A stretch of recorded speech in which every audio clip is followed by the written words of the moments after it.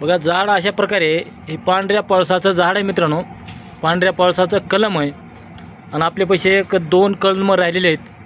तर ही कलम आपल्यापासून दुसरे आता लोक नेल्यावर व्हिडिओ काढता यायचं नाही म्हणून आपण व्हिडिओ काढताय. तर ही झाड मित्रांनो ब्रह्मवृक्ष मधल्या गिनलं जातं. पांढरा पळस याला खाली एक कंद असतो बटाट्यासारखा आणि एकदम शुभ झाड आहे.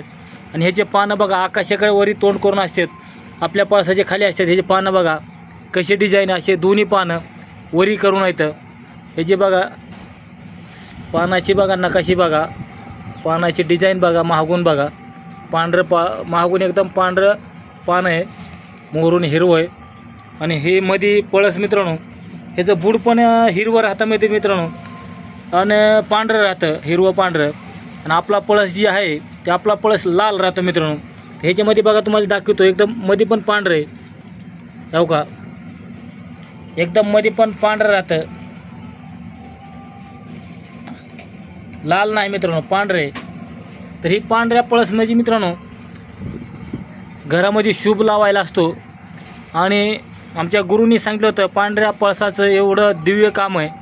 ह्याचं बूड जर असं आपल्या पिंडरी एवढं झालं, आपल्या पिंडरी एवढं जर बूड झालं तर लोखंडाच्या बेरिंगमधली जी गुळी असती, लोखंडी गुळी, ह्याला जर असं छिद्र करून ती लोखंडीची गुळी जर ह्याच्यामध्ये घातली आणि वरून मेन लावून जर पट्टी बांधली लाल, तर 1 महिन्यामध्ये ती गुळी सोन्याची तयार होती मित्रांनो.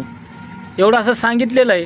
एवढा ही दिव्य वृक्ष मित्रांनो, ती मापाच्या बाहेर. तर ही पांढऱ्या पळसाचं एक झाड आहे. तर एक माहिती राहावी म्हणून एक व्हिडिओ काढतोय पांढऱ्या पळसाचा. ज्याला कलम लागत असेल त्याला बी भेटून जाईल. इथं बघा पांढऱ्या पळसाची एक अशी खून असती, इथं बघा अशी एक डिझाईन असते, इथं एक आपल्या पळसाला नसते अशी डिझाईन. तर ह्या पळसाला अशी एक इथं बघा, बघा मित्रांनो. आता इथं कोंबारा फुटायचं चालू आहे, बघा बघा.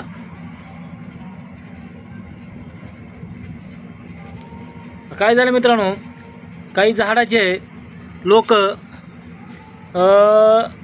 पानं घेऊन जातात. झाड बघितलं पांढऱ्या पळसाचं असं, काही पानं घेऊन जातात आणि लॅमिनेशन करून ठेवतात. तर असंही पांढऱ्या पळस आहे मित्रांनो.